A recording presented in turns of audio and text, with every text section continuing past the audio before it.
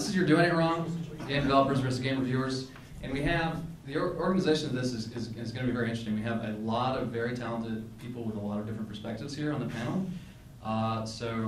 James and I are theoretically co-moderating. We have James Portnow here on my right. I'm Russ from The Escapist. But I think it's going to largely devolve into throwing some topics out and letting people go back and forth and seeing where we end up. Because I think I can see, just from who all we have here today, I can see this going in a lot of different directions, all of them good. So let me introduce everyone, and then we will throw out a topic for discussion and see what happens. I already introduced you to James. We have Bob Chipman here on my right, reviewer for The Escapist. Logan Decker, PC Magazine, PC Gamer. Yes, sorry. Close. Jeff Green, PopCap. AJ Glasser here in Inside Social now? Yes. Yeah. Jeff Popst, Hidden Path, and John File at Wizards. Yeah. Okay. Actually, I want to let James kick this one off because your question was that was very compelling and interesting. So there are probably far more fundamental questions to be asked, but the thing I wanted to ask everybody is, today, with games being living entities, being things that we patch again and again, especially for MMOs, this question of how we review, do we ever come back to these games, came up to me because, for example, even single-player games, Witcher 2 today is radically different than it was on launch day. And do we give developers, if they're willing to take that feedback, the chance to fix their games and look at them again? Or is it a once and done, when you launch is all that's ever going to be written about your game? Okay, I'm all the way at the end, so I'll start. It's an interesting conundrum because James and I both teach classes, and one of the things that I think both of us teach is that the first 10 minutes of any game is the most important, right? Because if you fail in the first 10 minutes of a game, then you've lost your user and you've lost them forever, right? Same thing goes with marketing. For a larger console-based type of product, that first time out is the only time that most people care. And you have to figure out what your return on investment is in terms of having that second review. Do people really interested in coming back that next month or that month afterwards? And what kind of value do they find at that point rather than that first point when they're trying to make that buying decision? And so for me, the question is do we have a culture of do we have an audience culture which would even pay attention to those types of reviews? Because you failed them in that first 10 minutes, why would they want to come back from that? Or assuming that that the game is a good game, not necessarily a bad game, but maybe it's not all that it could be. I guess I have to ask, what the incentives are, right? As a developer, you're trying to make a product, you're trying to serve an audience, and you, of course, want the audience to know everything about it, and the media is a way to get information to the audience. But when the media is doing a review of a game, they're both communicating what their opinion is of the game, but the thing where sometimes I worry as a game developer who's affected by Metacritic is they're also trying to get a large amount of people to come to their site. Perhaps the headline has been adjusted to try and get more page hits. Perhaps some of the things that are said are a little more exciting to try and generate buzz. And if that's kind of, I don't know how much the business of reviews versus the content of the reviews affect your world, but if that's the case, I don't know that coming back and re-reviewing is going to help your business of getting people views and getting people who want. So I don't know if it's something you would even, as a media group, want to do. Well, you would want to do it for your audience because your audience would want that information. And I think the developer would want the audience to have the information. Right, they would. And any developer knows that the first 10 minutes or the first 10 hours, if not the first 100 hours of an MMO, is not necessarily representative of what the game really is. So I used to run a PC gaming magazine, and it actually thankfully shut down right about the time when we would have had to review a lot of MMOs all the time. because it was such a conundrum, and Logan, who runs one now, knows what this is. I mean, because on the one hand, you can't not review an MMO that comes out. Everybody's going to want to know, should I buy Star Wars The Old Republic, right? So they have to review it. You can't not review it. That's idiotic. On the other hand, the review is doomed to fail one way or the other because the reviewer is only going to have access to a certain amount of the game experience up until that point, and likely isn't even getting, even in the limited amount of hours they're going to get, it's not going to be the real experience because the general public isn't in yet, the culture of the game isn't in yet, all the stuff that's sort of the, emerging gameplay hasn't happened yet. See, I'm So like in social games because they expect it to just continuously live forever, and so there's no preset expectation that there needs to be a score slapped on that social game like the day it comes out. Right. And also, you can't, like, PopCap had a game come out today that wasn't really ready. I mean, if I went out and I reviewed that and I put a score on that, would you take me seriously? That game just launched today on Facebook. Right. Well, I didn't know what it was either, and I weren't there. We have some communication So issues. it has to do with, but from the journalist perspective, and I don't even know why I'm on this side of the table, I feel like I'm in strange land, but you have to look at what the purpose of the review is. If you're just telling someone whether or not that you should go out and buy this game today, and the answer is no, it's not ready yet, that's your review, and you've served your purpose as a journalist. And social games the same way. I know that that game is out and playable, but I'm not going to say a word about it probably for another 2 weeks, maybe a month on the outside, because you have to wait. Otherwise, I'm not serving my purpose in the social game sphere of telling you what this game is about, how does it monetize, all these other considerations that go into social games that don't necessarily go into MMOs. But the idea is always ask yourself as a journalist, what's the point? And if a game has changed or evolved so significantly over time that it's a different game now, there's clearly a point. There's a story there. This game is not the game it was a year ago. That alone is worth your journalistic integrity to go out there and do another story. Maybe not a review with a new score, but certainly a revisit, if you will. Well, that raises an interesting question. What is the checkpoint as a journalist? When do you decide, okay, you know, it's worth it to revisit this? And when would you not? The way we decided the way we decided to do it at the end of Computer Gaming World's life, at least with World of Warcraft, I mean, we made the decision, first of all, WoW was so big that we can keep reviewing it because, you know, every WoW cover we ever made was like the best-selling cover that year. So let's just put WoW on the cover. But we decided we would review it when there were significant patches released. We felt like that was sort of Blizzard saying, we have now changed the game again, and we have these new features again. And so we felt as critics like, okay, we can review it again as a new experience. And so we did re-review it as a patched game.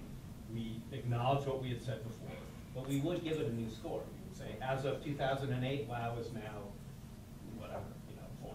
As of, well, it was a great game all along, so that's not entirely fair. But another good example is when Star Wars Galaxies, when they did that whole horrific change.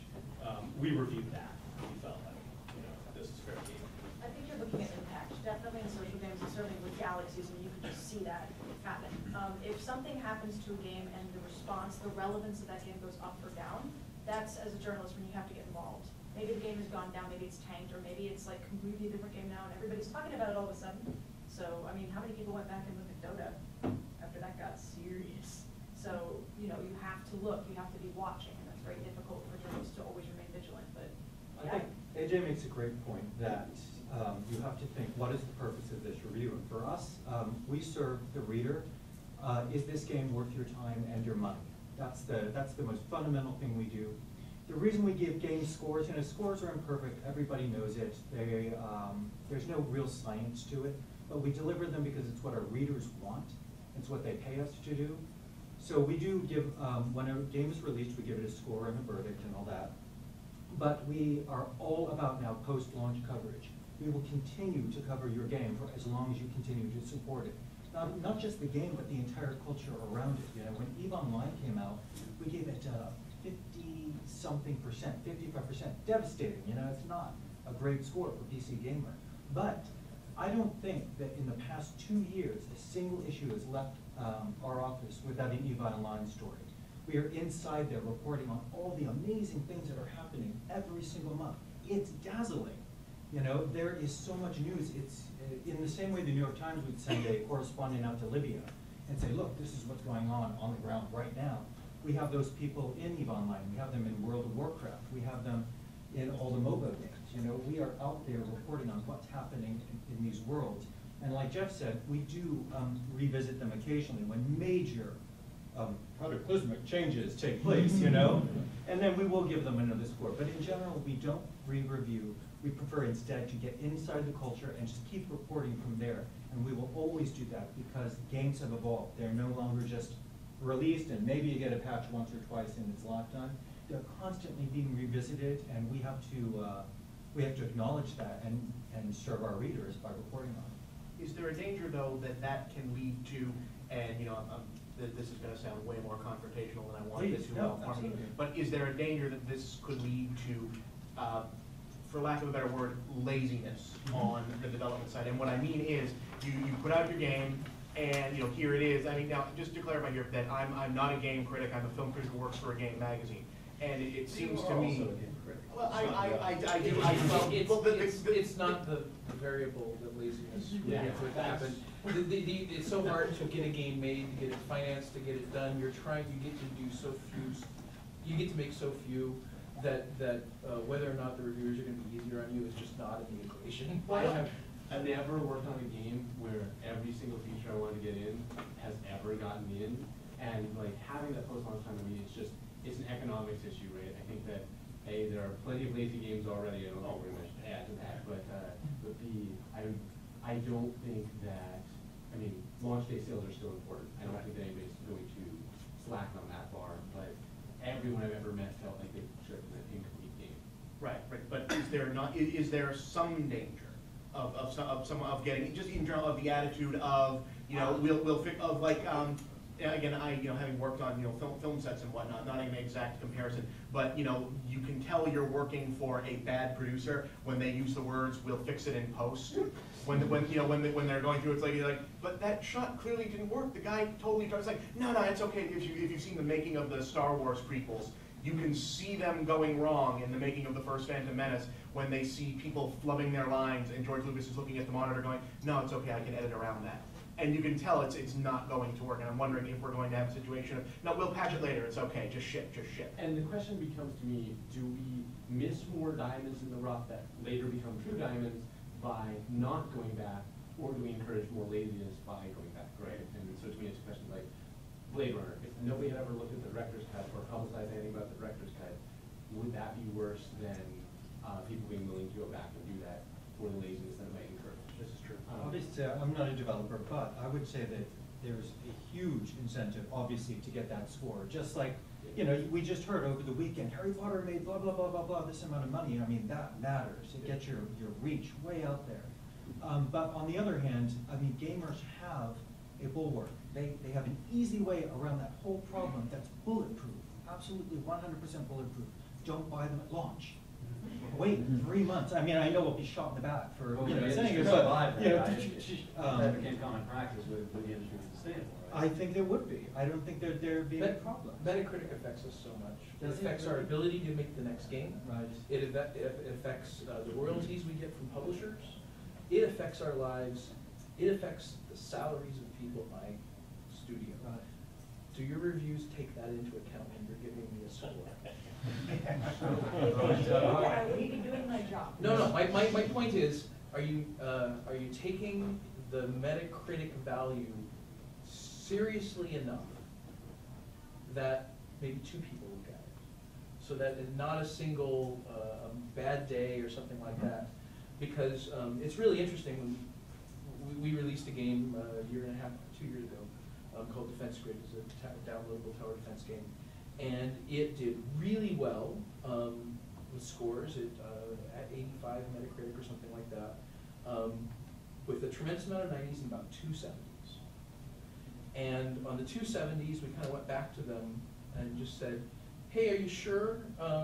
We were talking to PR and said, okay, what can you do as a developer? Because we of course will disagree, we think the game's better than that, but they told their viewers that, and we get it, that they have the right to do that. And the PR person we were working with said, well, ask them to have another person review it and see if that person agrees on their staff. That's something that they'll probably look at. And both refused to do that, interestingly enough. And so we're like, okay, wow, we're kind of at this mercy of this system that for right or wrong, publishers and financiers really use, because they don't know what quality is. Well, I think one thing to keep in mind is that pretty much every single game critic that I know, and certainly I felt this way when I was one, hates Metacritic as much as you do. Everybody Absolutely. fucking 100%. Sure, Everybody. it's the Wassel, it's the standardized test that no one likes in their Right. state for their I mean, the school whole students. industry is at the mercy of this Claude in LA, who's, I don't even know if he's 30 yet. He came up with this system, and we're all stuck with it. I mean, at Jeff Davis, we hated it because the way the translation worked Yep. completely didn't fit our scale. Right. So we could say a game was awesome, and give it on what on our scale would be like a 4.5 out of 5, which we were basically saying is very, very good, and it would end up being like an 82 on Metacritic. And so we would get calls from publishers saying like, man, Jeff, you know, everybody else gave our game like an A or an A minus, and we would be like, well, we did too. It's just that Metacritic translated it wrong, and we would fly down there and have meetings with this guy. Really? And he would never budge. So No, he doesn't. my point is, he never budges. Anyone who's ever talked to this guy. Well, he doesn't need to, he's making billions in ad Right, revenue. so, you know, I think he's like Aggregates. a game industry entity. I don't think, I don't think anybody on the press side is happy to see their work translated into this number, Right. which tends to not agree with what they say. My favorite are the little quotes they pull out of your review, because you don't have any control of that either, except for Games Reader with the super reviews. They actually have a section called Just For You Metacritic. You're supposed to put your quote there, and sure enough, the guy would copy paste that quote every time, so. That's I can say two things to that. One's going to sound very callous, and just bear with me for a moment. Understood. Scores to me are trivial. I understand that they are not trivial to you and your business. I totally get I would that. like them to be true. But for us, they are something our readers demand as a glanceable indicator of success as they're going through the magazine.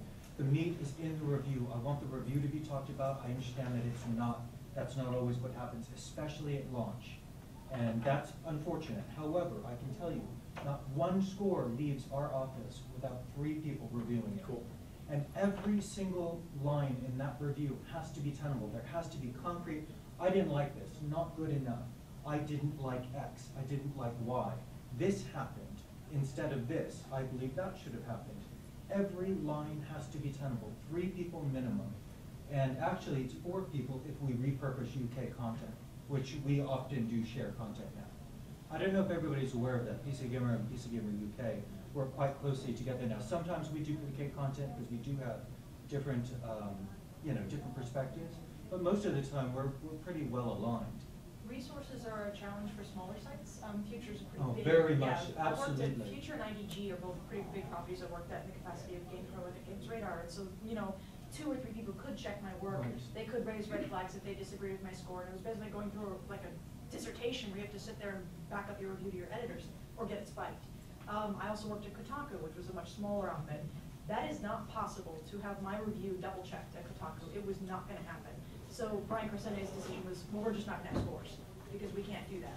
And that is one approach, and it certainly screws Metacritic, and they can just eat it. But It screws Kotaku too, though, right? it does, because people don't rely on us. Yeah, as publishers, we're stuck with that system as much as the game makers, right? Because there's a lot of sort of subsequent follow-up and connection that comes as a result of having that score and having that influence. Right. So it's difficult, and even in the system where there are 2 and 3 people to check, the system will fail. An example I'm going to use actually comes from Future. It was the official Xbox magazine, a review of Dead Space. They gave it a 6. That was written, I believe, by an intern who was begging jonesing for her first chance to write a review, and she just didn't like the game. Now, she played it, she beat it, she met the requirements that OXM has. I do not know why an editor did not raise their hand and go, wait a minute, something seems wrong here. But it probably had to do with time, because that was going to run in print before it ran online. So it creates a problem, even with the review system, it's not perfect.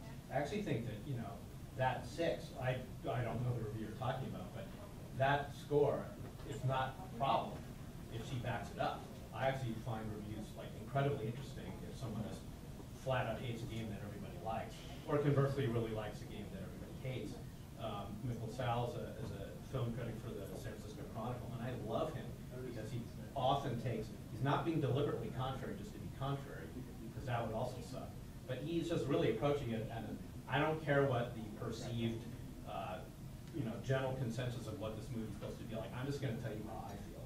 And as long as he can back it up with points that make sense, it may piss me off, but I'm glad for that perspective. So my point is just, her 6 would be okay if she backed it up. I don't think we have to condemn her just because she didn't like it and what everyone else did. I disagree with every single one of his reviews. He drives me crazy, and yet I read every single one because he does bring a different perspective, and that enriches my experience as a movie goer, just like it would for a gamer. Right. Let's switch gears just a little bit. John talked about something at the very beginning, talking about how you and James both encouraged developers to make the beginning of the game as good as it possibly can be. What do we all feel as developers and reviewers should be the amount of time a reviewer spends playing a game before they can write a review? Well, this is changing, right? 5 years ago, it's played the whole thing because that's what we shipped, right? Is the whole thing. In the new space, if it's a changing land in the social atmosphere, in the casual space, in the MMO space, you can't possibly finish WoW on launch before you have to get that review out, unless you want to review beta code, right? So in that case, I would rather have reviews around the opening experience. Is I played X amount, and during this X amount, I liked these factors and I didn't like these factors.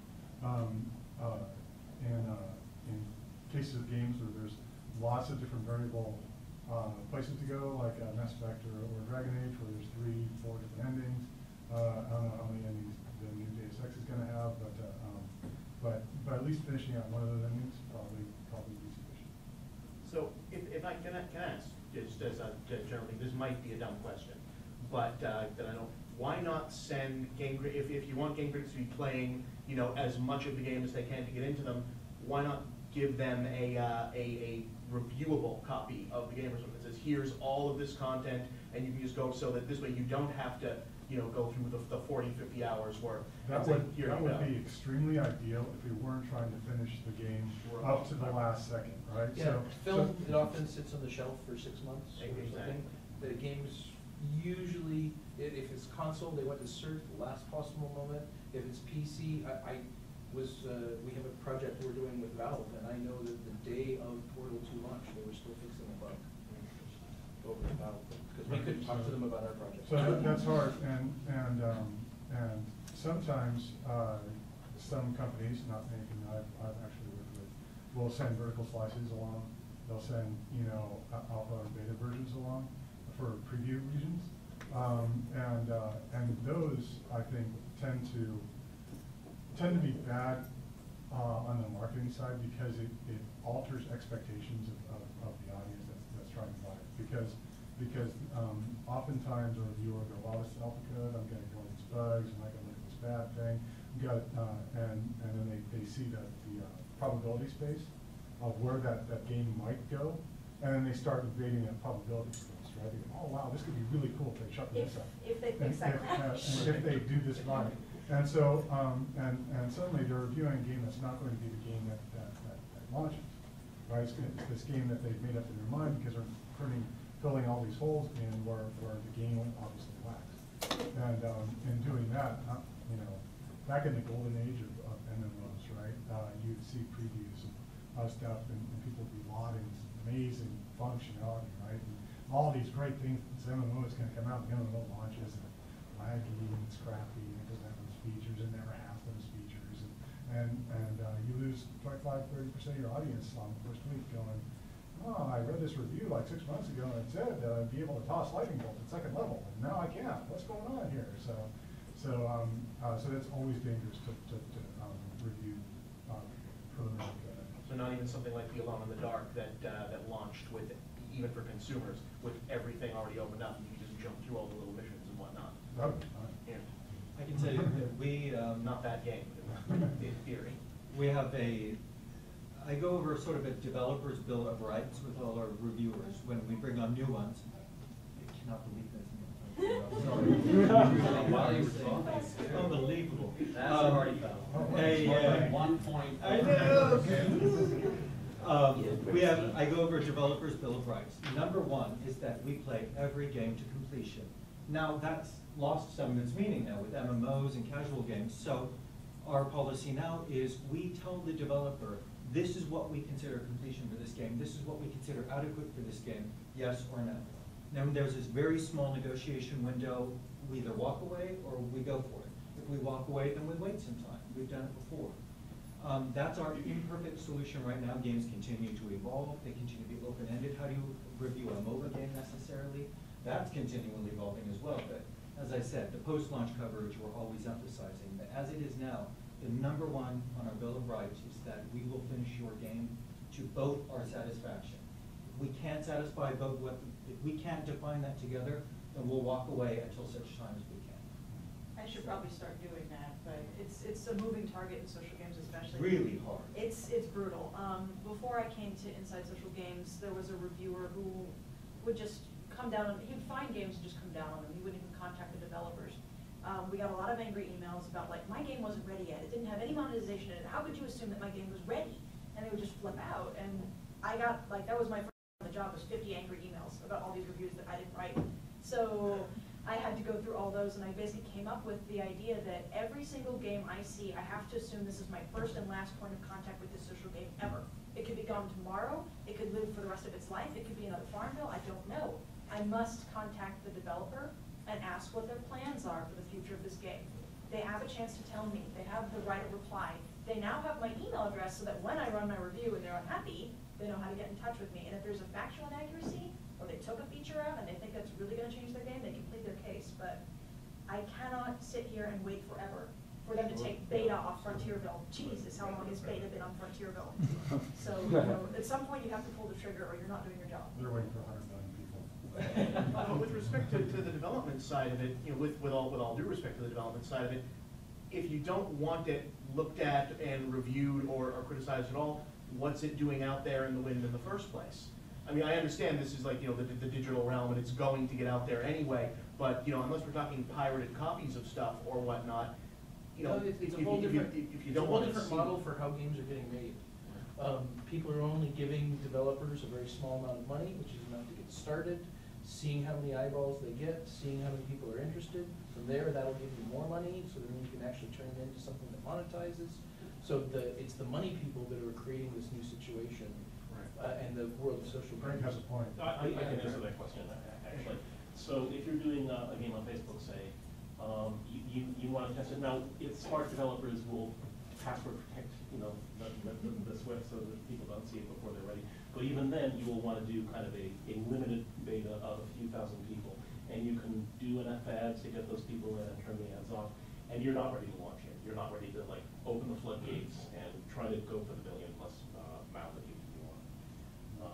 But you still want. And in that, but I don't want Inside Social Game to review me at that point. I don't want that publicity, right? I'm just doing my little bit. And I'll happily tell her later on, yes, do it. But, I can tell you that this happened at PopCap today. AJ alluded to it. PopCap has a new Facebook game launching today called Pig Up that I'm in the marketing department, and we didn't know that this game was going to launch today yet. So that was an internal issue.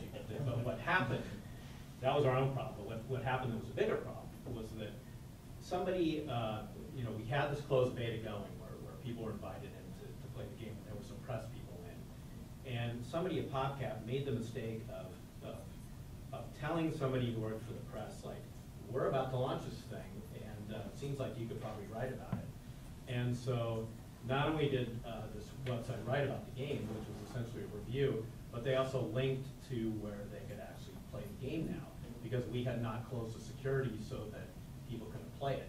So as of today, right now, there's a brand new PopCap game on Facebook that you can play and that's been reviewed, and we weren't ready to launch yet. And so there was all this like drama internally in PopCap this morning, before I showed up here. It was like, what the fuck can we do? Like, should we pull the review?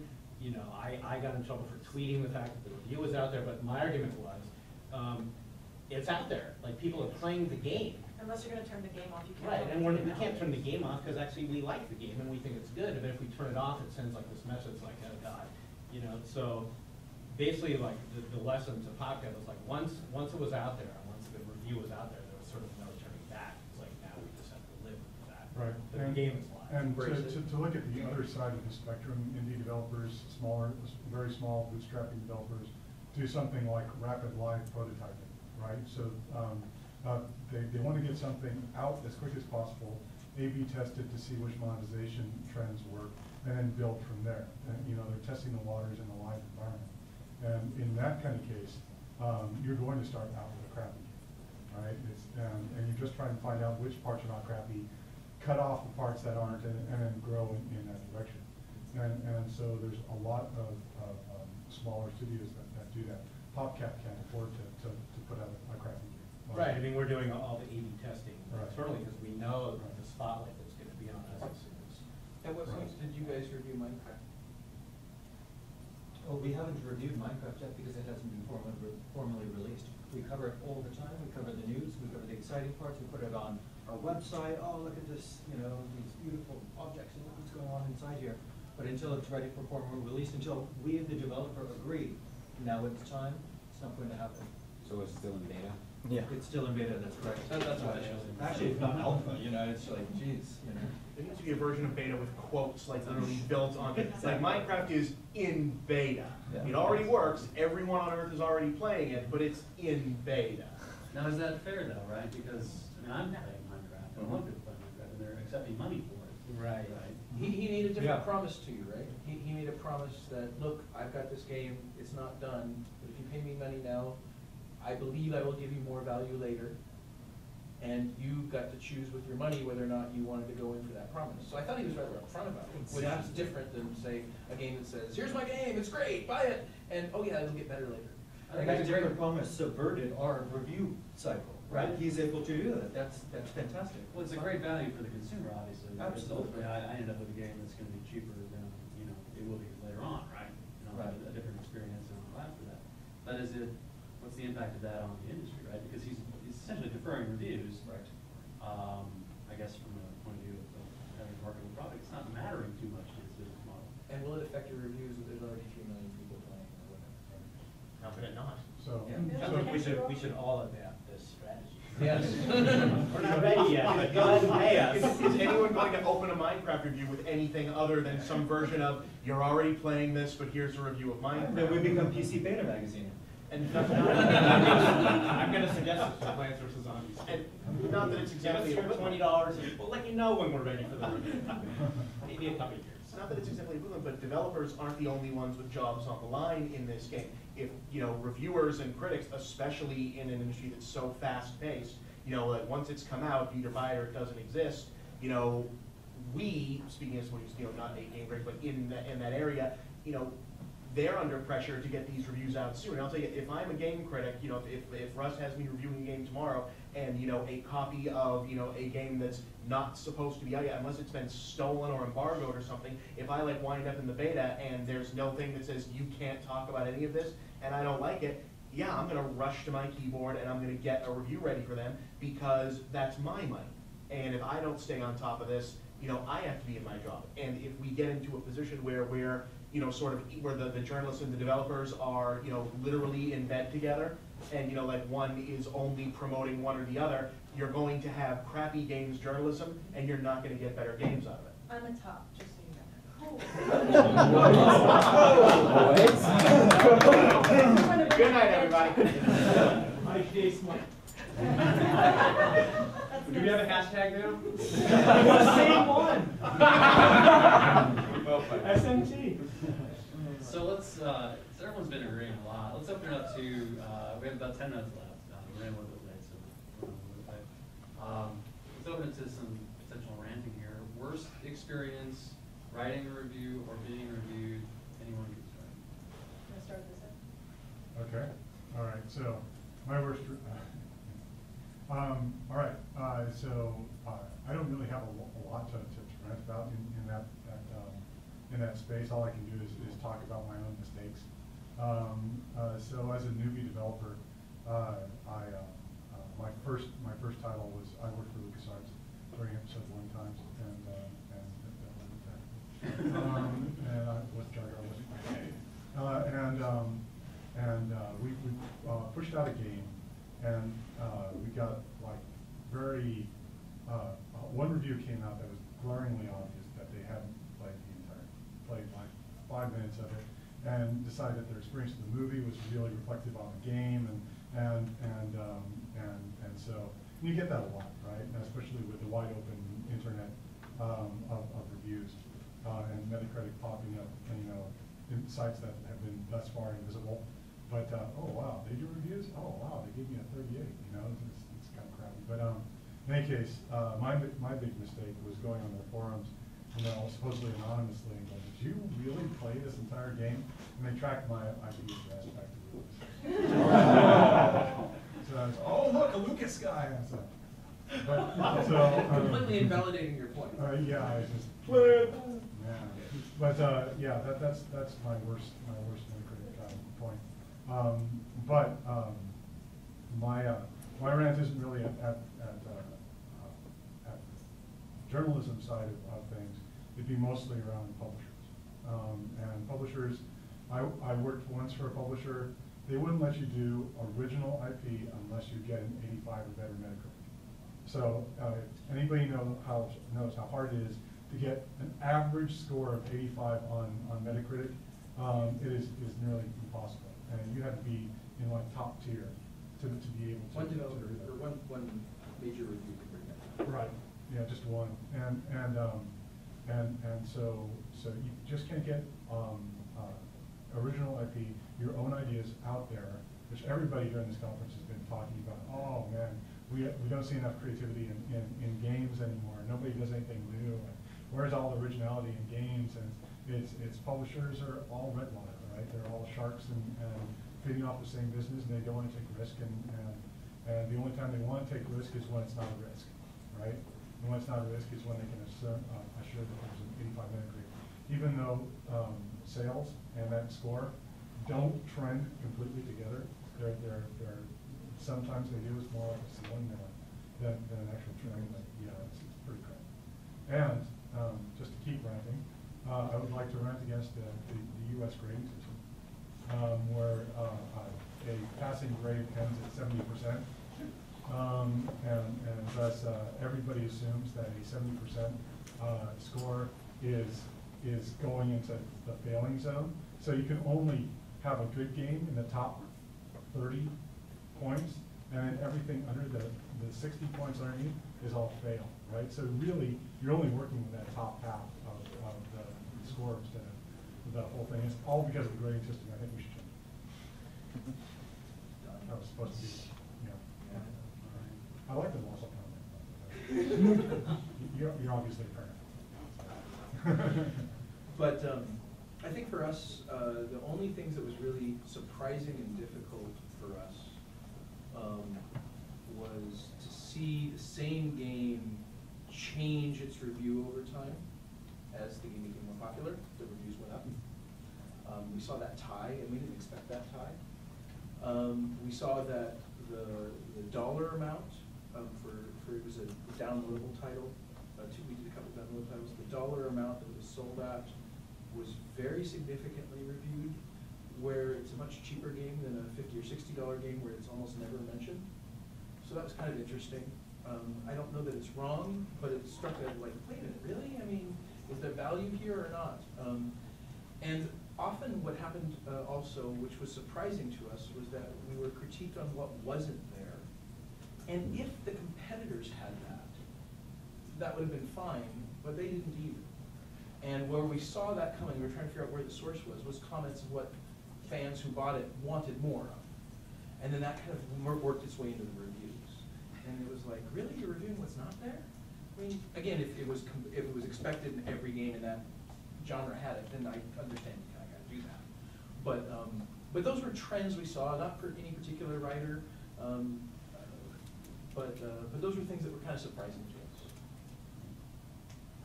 As a journalist, I got blacklisted for something I wrote in a review for a game where I not only beat it, I got all 4 endings. I went back to a save data over and over again until I got all 4 endings. And the company flipped out because of one point of criticism that I made. This was a Kotaku review. It's not scored, and this guy just lost it with me in an email. And I didn't appreciate that. I did the work. I had a right to say what I wanted to say about that game. I got all 4 endings. You only build 3 endings on the back of your stupid box. And he just sat. Here's your Metacritic quote. He got into it with me about the email. He said my criticism was unfair, and I said he was being unfair, and then I got uninvited from every single event, and they never sent Kotaku another game again until I left. So about a year and a half later, I met with that guy, and he'd calmed down quite a bit, and I've since seen their games, and it's not a big deal. At least it wasn't in the grand scheme of things, but in that 1 week, I mean, I saw. How many of you are familiar with what happened with the Redner Group and the whole unfortunate business with 2K and whatever? That was what he was probably going through at that time. But it's no fun to be bullied, not when you've done the work. Well, as a the journalist. surprising thing, a couple of people in the industry said when the whole 2K thing happened, it wasn't surprising that happened, it was surprising that it made it out to the public. Because it happens a lot. I think it's certain publishers more than others. And over that game of I know, right? Why are you bothering? Two quick anecdotes. This is my journalist hat, not my current developer hat. But You can do that? Is that? yes, sir. I'm just going to do it. Turn Was the worst experiences that there wasn't one in particular, but the worst experiences that I either had or was going to have as a critic was when the publishers were imposing conditions on me or us or the press. Like, we're going to fly you over here, and you're going to play it in this room, and you're not going to take the build out. Which in almost every case we declined to do it, which only hurts the publication because then we wouldn't have it in our magazine and publication days and we look like we're irresponsible. But they really kind of, a lot of the publishers really kind of, they blackmail doing it for that very reason. It's either you review it here this way or you don't do it. So I really hated that situation because of course they put you in like this awesome chair and they're feeding you drinks all day long, and the monitor's like this big, and then you got the surround sound headphones. Massages. Yeah, it's just not the way the average consumer who's paying $60 is going to play this game. It's screwed. And something stupid like you can't talk about the boss at the end of level 7. Right, right, and they'll come by and you try, they'll also interrupt you while you're playing it. Oh, did you know to do this? So that whole thing was terrible. And then just one other anecdote, which is where I think in the press where I know we made a mistake was years ago when Computer Gaming reviewed Daikatana, and this was like Duke Nukem at the time. It was just notorious. Everybody knows that, and so the reviewer kind of went to town on it.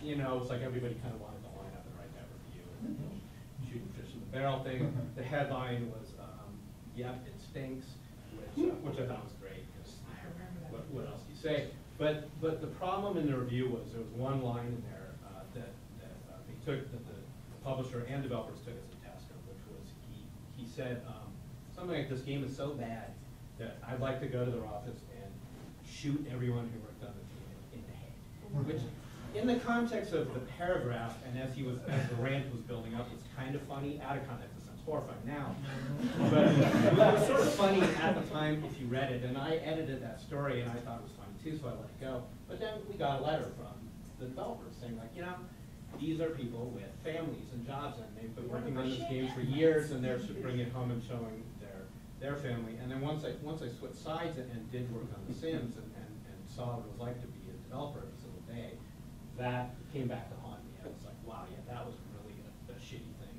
to say. I watched, I was in the room when developers would get the reviews and watch them go over every single sentence, and that was one thing I learned switching sides. It's like, do they really read our reviews? Oh shit, yeah, they do. They're like this, going, what? So the person who reads reviews the most is the developer. It's people, they can't prevent themselves from reading every single. They just spent X number of years of their life on it. exactly. So personal pot shots I thought was like a bad thing that I was guilty of. All the stuff Jeff talked about still happens today. Still happens to us. Conditions, all kinds of stuff. No, you have to come here. You have to do it within this amount of time. Person stand on your shoulder. Blah blah blah blah blah. Press X. Press X. Yeah, right. Exactly. And we have our own counter moves. We negotiate. We go back and forth. It's annoying, but honestly, I just don't have any complaints. I am so privileged to be in this industry with this much creativity and to be able to see and experience all the things that I do every day, that these problems are not bad problems to have, and these struggles are not bad struggles to have. I want to be fair to the reader, I want to be fair to the developer. So I feel very, very grateful to be in the position that I'm in. Here's what I give back. There's two things. One, I will never, ever let somebody who is jaded or bored touch your game. Never. There's, you refer to an article not too long ago, right? Never. If you're jaded, if you're bored, then excuse me. Go play games. Don't be a journalist if you're bored. There's the next panel. Don't do it, just go to play games. Don't write about them, but I will never let that happen. The other thing we offer is, AJ established her credibility by giving out her email address. She said, if you have a problem, you come to me. That's accountability. That's credibility right there. That's what it looks like. And if anything, if there are any objections, you can come to me. If we make an error, we'll reproduce it in the same medium that it went out in. If it was an egregious error, I will take the hit. I'm not Rebecca Brooks. I'll go. You know what I mean? Seriously. The buck stops with me. I am the last word. I am the last person to read that page before it goes out to the press. Or before, the website, which is administered in the paper, whatever. So that's what I give back, accountability. You will always be able to come back to me and say, I have a beef. And actually maybe we should, I figure we should have printed this Bill of Rights that I read to every reviewer. These are the things you have to abide by, You have to treat people with respect. You're not reviewing the developer, you're reviewing the game. These are the things. Actually, I've got them. Do you want to just run down? These are the things. And I will say, just because we're supposed to be on a negative rant, but you guys were some of the best to us as well. No, but not only I like the game, which of course I won, but they wrote a really solid review, talked about the good things, talked about the things that we're missing. Yes. But we'll print them, and I think that's even better because it establishes a great baseline for our reviews.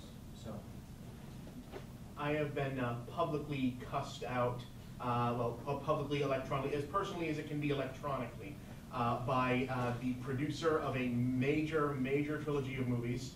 I won't say what they're about, but robots are involved, and that his name rhymes with Mon Durfee. And I've been literally, this man is 50 years old, is richer than I will ever be in my lifetime, but apparently feels strongly enough about Z-list internet critic reviews to go into forums that has nothing to do with it and call him out by name. And I won't repeat what it is. It's actually very clever scatology, but that's mine. That's mine. Nice. So mine is actually very different than all of these. I was working on an FPS for a major AAA publisher, and someone in the marketing department had a genius idea. They were going to, they're really fired up. They were going to go take all the reviews, and they were going to take all the reviews that were positive for FPS, 85 plus. They're going to find the bullet points. They're going to find the specific attributes that made these games positive, that these games share, and the things that they were looking for that even these games were missing. And they were going to put them in a list. And they're going to take that list and do a marketing survey, which they did with an insignificant sample size at the Galleria in LA in the middle of the day. And after that, we got a memo from them saying that to be a modern FPS, we need realistic fire. Well, I told them, and so can you please include a flamethrower? And I told them, because at this time, our game, I thought was really neat, without actually talking about any of the modern conflicts, we were trying to discuss what a just war is. And so I wrote them back that this game is not about burning a man alive from this distance. And in the end, I quit, and the majority of the budget got moved to doing full-screen fire effects. So, that to me was my worst experience with not reviews directly, but in general. That sucks. That's a pretty bad Wow. one. Yeah, you win. But that's. Such a show off. Always no change. Okay, I'll just close off. My worst one is having to write a negative review about a game developed by people I consider friends. That's happened a couple of times, and it's never fun. You just try to take into account, you know, this is about the game, it's not about the people, it's not about the friendship, it's not about business. But, you know, you have to, having to put the integrity of the outlet and the needs of the audience ahead of that friendship. In one case, the friendship was over. In the other case, it survived. That's just part of the business. Yeah, and that's it. Thank you, all, you panel.